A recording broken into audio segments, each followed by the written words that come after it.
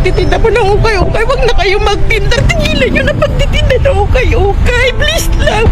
Pawis, pagod at bariya-bariyang kita, ito ang tanging sandigan ng mag-asawang maliit na negosyante para sa kanilang pamilya. Ngunit ang sanay maayos at marangal na pagtitinda ay nauwi sa matinding pait at luha.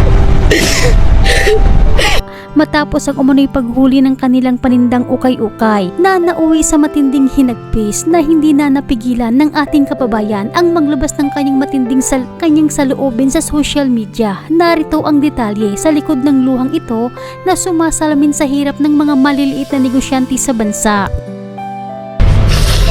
Hindi rin naman namin alam na bawal din pala yung ukay-ukay. At ang nakakalungkot pa, pati ang kanilang sasakyan na ginagamit na naging paa ng kanilang maliit na negosyo ay kinuha. Kaya damay na din po yung namin, sasakyan. Masakit lang sa loob. Wala kami tinatapakan na tao. Tapos pati yung sasakyan namin. At yung sasakyan namin nadamay. Naghanap buhay lang naman kami na maayos. Wala kaming tinatapakan na tao. Sa gitna ng kanyang paghihinagpis, mariing nagbabala si kabayan sa mga nagtitinda o nagbabalak na magtinda ng ukay-ukay para hindi umano matulad sa kanilang sinapit.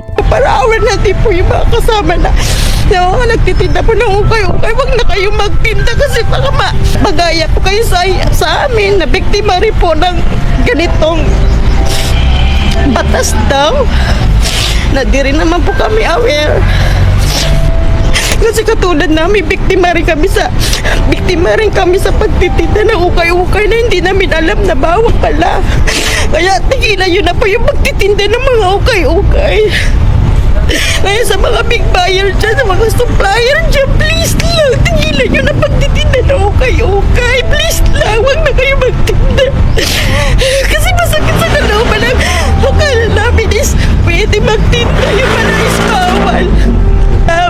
Hindi namin alam na bawal pala magtinda ng ukay. Excited pa naman ako sa pagbubukas namin ng shop.